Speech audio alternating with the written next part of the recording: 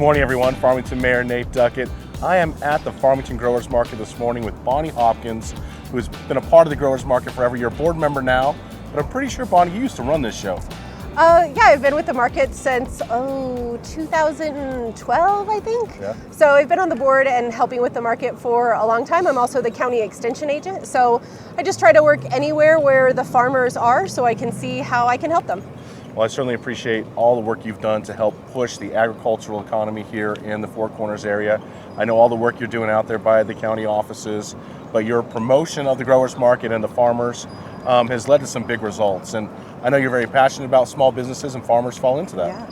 Yeah, absolutely. I mean, I think the market is one of the most special places in Farmington, especially on Saturday morning. You can't go really anywhere else and support 40 small businesses all on a beautiful afternoon with all of these colors in the background and the river just behind us. So the market's a really special place, and so are all of the vendors that have built it.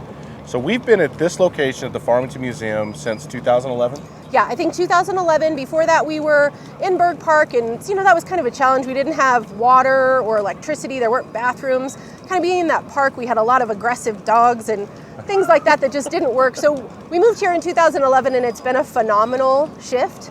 We have this beautiful traffic here where we're right on the forefront of Main Street, which really makes it so that the vendors sell out, and it's really what's been allowing the market to grow and expand to what it is. We started with 15 to 20 vendors, and now we're averaging much higher, between 40 and 50. We have about 70 vendors registered for the season. So we're looking forward to just how the market continues to grow in this space. Well, it's been interesting to me too, is to see, every Saturday we know this parking lot's going to be packed. We kick off now, I think 9 a.m., is that correct? 9 a.m. in October, 9 to noon. We're 8 a.m. to noon. The rest of the season, we're open from June to October every summer here at the Farmington Museum. And then in October, nobody wants to be out here at 7 o'clock in the morning setting up. So we bump to 9 a.m., which makes it a much nicer experience for everybody. It's a little bit chilly when you get into October in the morning. It gets a little chilly out here at 7 o'clock. Pulling out all this produce, all the things that you're making, and I definitely think that accommodates them much better. But there's a variety of things out here at the market. It's not just about, for me, it's about tomatoes and onions and all the things that I used to cook on a regular basis. But there's other components to it as well. I can smell popcorn. I can smell roasted green chili. Yeah, it's a good mix. It's a good mix. It really works together. We are a vendor-based market, so that's not typical of all markets, but we really strive to remain 90% farmer-based. That's really important to us because that's really the fabric that makes up the market. So we do allow 3 or 4 craft vendors in each year, and we had an amazing cutting board vendor this year. We have woven fabrics and jewelry. So we have some of those vendors coming in, but we really wanted to stay a base and a foundation of agricultural producers. And then when we have food vendors that are making prepared foods, we really want them to support the farmers. So we encourage them to use as much local produce in the food that they're making here as well. So we try to keep everything rooted in that foundation of agricultural producers because that's really what started the market. Well, we've made some efforts in partnership with you and with the college to help grow from this. And the Food Hub has been in my mind, a big winner thus far, and the things that we've been able to do with that. And if you're not familiar with the Food Hub, and give me the exact name. Oh, the Salem College Harvest Food Hub. It's downtown in a wonderful building that the city actually provides for the college. So that's another thing that I just think makes our community so special, is that none of this would have happened if we all didn't work together. Right. So I love that no matter where we go, there's no door shut in our face. You're like, okay, let's find a building. Right. Let's figure it out. So the Harvest Food Hub is down on Animas and Barron, and it's really a distribution center where when these farmers have additional produce, they can move it over there and they can get it to the schools. Now we have farm to cafeteria, farm to senior center, farm to daycare. We're working on a beef to school program with the legislator. So lots of funding, and luckily most of that funding gets to pilot here in San Juan County because of the momentum we have going. Well, I can break this news here right now and let everybody know that we've actually received between a joint grant application between the City of Farmington and San Juan College. We're receiving over $915,000 to go into the infrastructure of that facility and help promote and grow our agricultural economy. Yeah, that's great news. It's going to be absolutely incredible. One thing that we've been missing as a gap is taking these products and turning them into retail available products. Yeah, you're here today.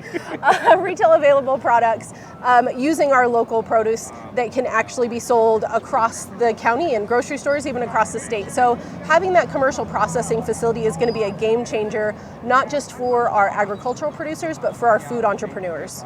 Excellent. Well, Bonnie, we're going to ring the bell here at 9 o'clock. 9 o'clock. Kick this thing off. And then I think we're going to do some interviews with some of our vendors who've been here for a long time, kind of the foundation of this great market. Let's do it. All right. Market's open! Woo! All right, we're here at Orchard Street Gardens with Doug Dyckman. He's one of our longest standing original vendors, and he is also a board member. So, Doug, tell us a little bit about your booth here. Okay, well, we are at the end of the season right now, so we've got green tomatoes here. Everybody likes the fried green tomatoes in the fall. Then we got the regular red tomatoes. We got all kinds of beans and peppers. So during the middle of summer, we are famous for our heirloom tomatoes. And Doug, you actually grow in downtown Farmington, which is unique to your farm. That's right. We are in downtown Farmington. We grow on several vacant lots, and we try to turn those vacant lots into greenery. So that makes it look nice down there. Doug, how long have you been here at the Growers Market? At the Growers Market, I think I started in 1992 or 93, somewhere in there, in that area. And then I took a little bit of break around 2000, and then I came back around 2002 and been here ever since. Wonderful. And your products, do you also sell those through the Harvest Food Hub as well? I sell them through the Harvest Food Hub, I sell them direct to restaurants, and I sell them right out of the house, right out of the garden. And if you were to give advice to somebody who was interested in getting into hobby farming, farming at a level that's manageable, but they could come out here and sell their wares, what would you tell them? I would say I started actually with 12 tomato plants. Okay. So I would say start small, make sure you get your product down right, and make sure you get your spiel down when you're talking to customers. So yeah, and then so you practice at that and do it for a couple of years and then expand.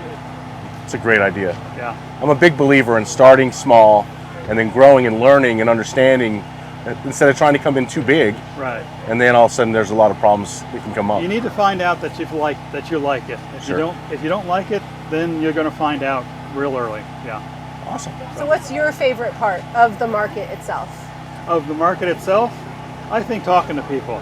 I see all my friends, neighbors, and that kind of thing, and I make new friends and neighbors every year.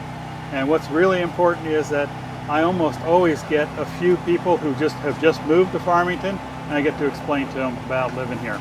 Oh, that's great. Doug's an ambassador. Yeah, you bet. Absolutely. Hey, there you go. Yeah. Well, it's great, and it's one of those community events and those community programs that attracts people from all over. I mean, imagine you meet people from Colorado, Arizona. I mean, You bet. Can you tell me who? California. California? Yeah, people move here, and sometimes people are just coming through, so they get out of their van or trailer or something like that, come in and grab some food. Awesome. Yeah. Good. Well, Doug, thanks for doing what you do, and we're glad you're out here at the market, and we're gonna keep growing this. Yeah. That's our plan. Bring in more farmers, more produce, more things, and make this Saturday event even bigger. Yeah, make Farmington farming. That's Very right. good. Make Okay. Farmington farming.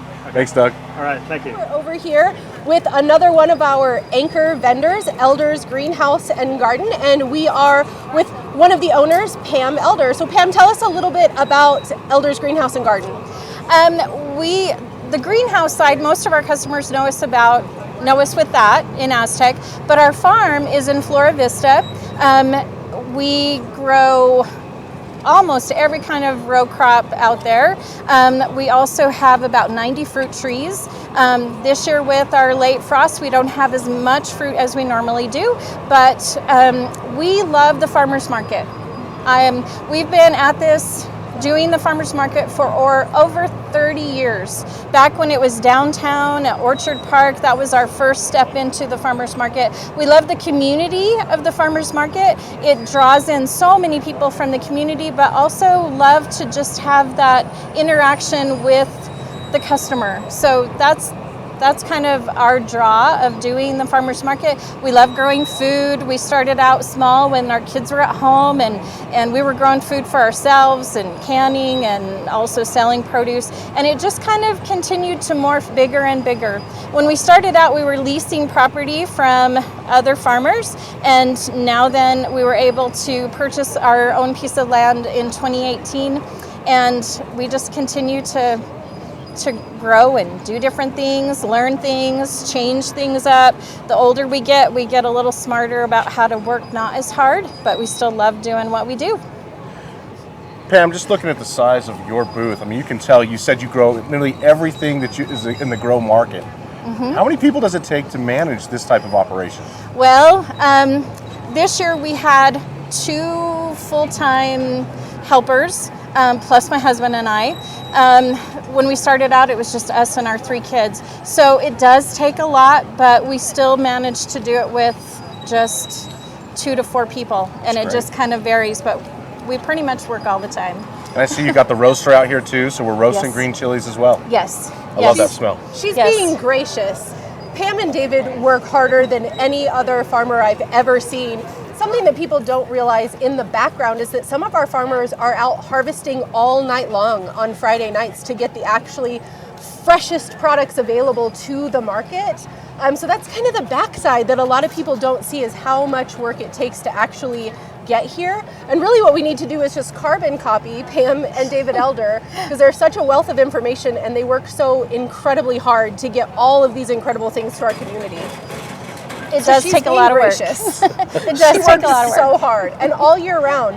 A lot of our farmers, just grow during the market season, but Pam and David are in the greenhouse December, January, getting beautiful flowers. All of the flowers on Main Street in Aztec and a lot of the flowers in Farmington all come from their greenhouse. So they work round the clock, year round, and really don't take a break. And it really is to serve all of the people in our community with the freshest stuff possible. So we really appreciate you. That is kind of the backstory. Is we start up in February each year in the greenhouse, but of course there's weeks of work before we start up. So yeah, our peppers were started from seed by us back in February, and we have something to seed every week after that, clear into early June.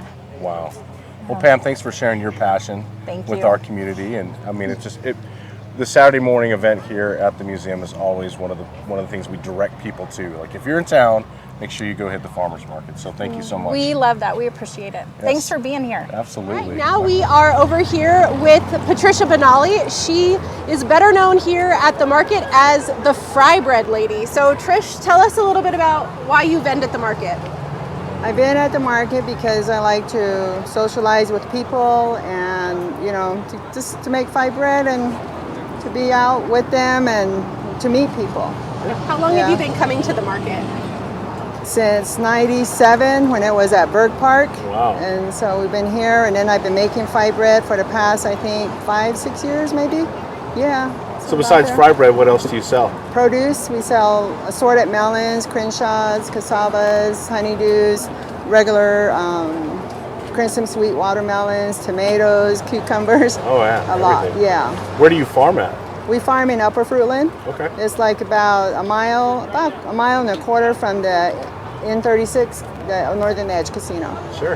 Yeah. All right. How big a farm do you have? We have 4.5 acres, but we only plant on 2 acres. Okay. Because it's only my husband and I, that's the only thing we could handle. Got to keep it manageable. Yes. Wonderful. Yeah, when our kids were growing up, we used to take them to like the Winter Rock Fair, the Shiprock Fair, and enter into the junior farmers, and they would win blue ribbons and all that too. So that's part of it. But now they're grown and they moved away. We need like a blue ribbon farmer up here. We need like Yeah. I think that'd be awesome. But then they'd all be blue ribbon They would all farmers. be It would be a blue very, very Yeah. intense It'd be the- competition. It'd be the blue ribbon growers market. Yeah. That's an option. I think Yeah. that's a good- So, but now we don't enter the fairs anymore. Just here. Yeah. That's because we keep you too busy at the market. Yeah, we're too busy here and enjoying the market. Wonderful. Yeah. And So- Trish is one of our other farmers. Another thing that people don't realize about a lot of the farmers is that most of them have full-time jobs and manage to both farm and vend on top of their regular careers. So Trish works full-time outside of the market. She's also on our board and has been for a really long time, and then still manages to get it all together and show up here because it's important to do that for our community. Awesome. Yep. Well, Saturday mornings, you're looking for the best fry bread in town. This is the place to go. Yes. All right. No doubt. Thanks, I'm Trish. not being conceited or anything, but yes. It's the best. I've entered the fry bread contest over at the museum, not the museum, but the library 2 years, and I came in second, the first one. Second one, I got in third, and then I won the People's Choice Award. All so right. I'm happy about that. Well, we think your fry bread's the best. Yeah. So, I'm looking thank you. forward to it. Yeah, I'll give you one. Now we're down here at the information booth, which is a phenomenal place to start when you come to the market. Always stop by here, see what is happening this week at the market, and meet our wonderful manager, Erin. Erin has been with us since the beginning of the year, and tell us a little bit about the great things about the market, the Double Up Food Bucks program, exciting things that are happening. The market is such a great place for the community to access local food, but it's also affordable at the same time. We have local growers that provide eggs, honey, meat, all kinds of produce, and it is significantly cheaper, if not comparable, with the grocery store. If you have SNAP benefits, you benefit from Double Up Food Bucks. So you come here, you run your card with us, we match it, so you get double your money. There's nowhere else that you can do that in our community. I mean, it's literally you're getting double what you would have gotten at the grocery store. So, I mean, you can get significantly more, and that's amazing. And we utilize a lot of SNAP benefits here at our market. People love to come to the information booth and get their SNAP dollars and get a bag, spin the wheel, get a treat. Kids love to come over here and spin the wheel. Adults love to come spin the wheel. The market has grown substantially this year. We have a lot of vendors that have been asking to apply, and we have a new vendor today, the Paletta Bar, and we just keep growing substantially every weekend. We see a traffic of about 1,500 people every weekend. I was going to ask that question. Yeah. This is one of our slower weekends, but it's because the season's starting to die down, and also there's a lot of different local events going on, so people spread themselves out, but we've got a steady flow of traffic that comes through here every weekend.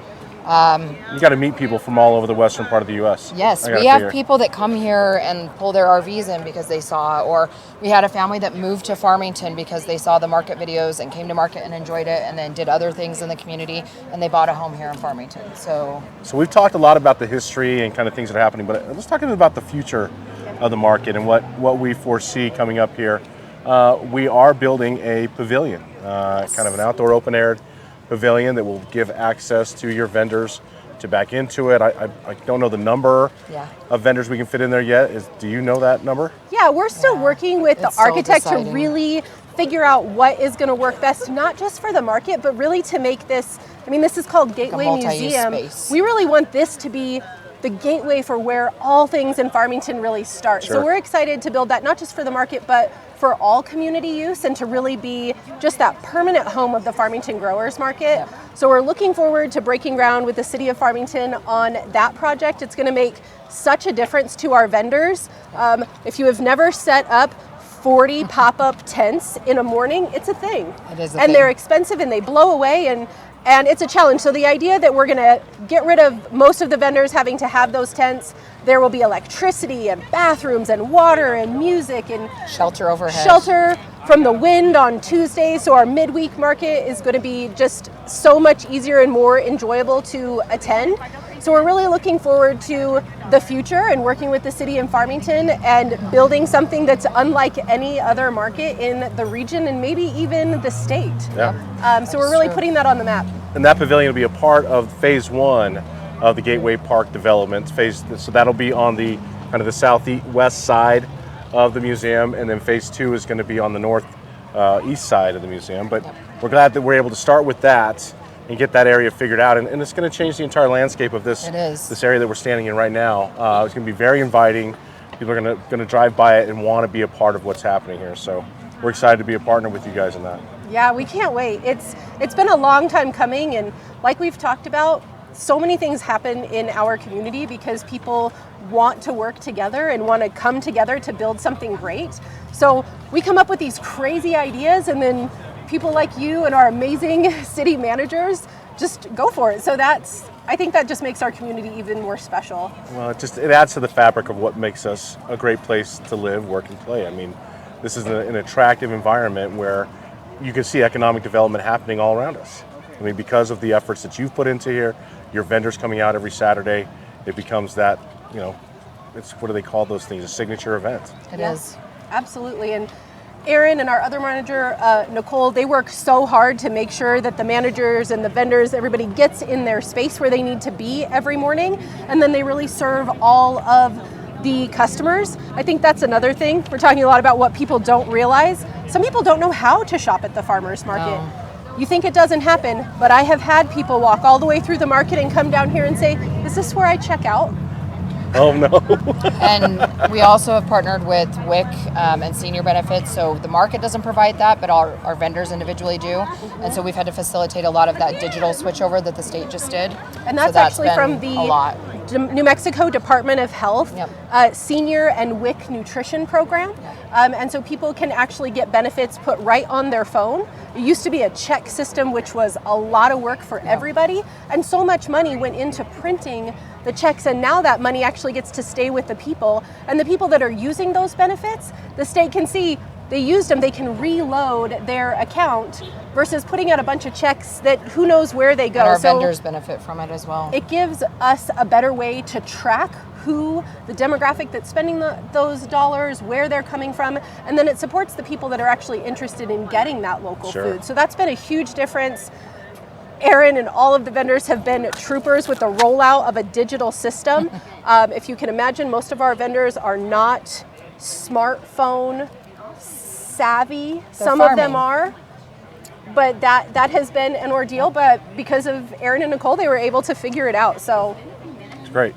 Team effort. Yes, always a team effort. Yeah, wonderful. The market comes together because everybody comes together. Well, Aaron and Bonnie, thank you for giving us the opportunity to come out and join you. And we're coming to the end of the season of the market, but it kicks off again. Well, when is it end officially? October 29th is the last day, and we start at 9 a.m. now, so we had a lot of people that weren't sure of that today, Right. so 9 a.m. to noon. And then after October 29th, we wrap up for the June. season, and then every year we start about the second week of June for the Saturday markets, and we go 8 a.m. to noon the whole summer. We get to October in those fall hours, it's a little chilly, so we bump from 9 a.m. to noon. And then we also have our midweek market that typically starts and runs from July to September. That's on Tuesdays here from about 4:30 to 7. We may change some of those hours depending on what it looks like in the pavilion, because we really want it to be much more of a family event. We want yard games, we want music, we want food, we want people to come to the market to have dinner with their families, and really just have a phenomenal midweek event that people can just take a load off, come to the market, get healthy food for their family, share a great meal, and just have a wonderful experience. So we're excited to see how the midweek market changes next year with the pavilion, but the Saturday markets will always stay the same, 9 a.m. to noon. Everybody's here to just have a phenomenal experience. And if people are interested in more information on the Farmington Growers Market, where can they go? The website is the best place, farmingtongrowersmarket.com. We try to update that and keep as much information as possible there. There's sections for customers, there's videos if you don't know how to use your SNAP information. Some people are intimidated to ask those questions, so we try to put as much information on the website to really support the customer's experience. Then there's a wealth of information on the vendors, and we have an online application that's on the website, and then we put updates and events and all of that stuff. So the website, you can follow us on Instagram or Facebook. So Farmington Growers Market is what everything's labeled as. So it's easy. And I would imagine some of these vendors, they operate year round. And so on your website, does it specify which ones people could actually buy from? It does. Throughout the year? Great. Yeah. Okay. And I just got done taking a bunch of photos and updating profiles, so all of that will be going live this weekend. So we'll have a lot more information because we have a lot of new vendors this year. And that being said, if you're a grower, you're a vendor, you're a maker, a baker, we want to hear from you. We want to know if you'd be interested in coming to market and being part of it. Yeah. And we actually start training our vendors in February and March, because there's a lot that goes into vending and learning how to take all of these different payment systems and how to interact with the vendors. And there are policies of the market that are important for people to understand. So we always encourage people to apply, to be in the market as soon as possible. Sign up for the vendor newsletter. That can both be done on our website. We have a customer newsletter and a vendor newsletter. So sign up for those things, get the information early, and then plan on coming to the market. Wonderful. Anything else? come to the market. Yeah, come to the market. Come meet us at the market. This is the easiest interview I've ever done, Bonnie. You're awesome. do the best And I we love the can. passion of all the vendors and Aaron. I mean, we have a great thing going on here, so we're glad It's to see we can watch it pretty grow. Yeah, It's pretty special. awesome. All right, well, thank you for joining us here and learning more about what's going on at the Farmington Growers Market. Lots happening here in the next few years as we continue to see this beautiful signature event grow in our community. So thank you again to Bonnie and Thanks Aaron for coming. and all the vendors who are out here today. We'll see you next time on the Mayor's Table.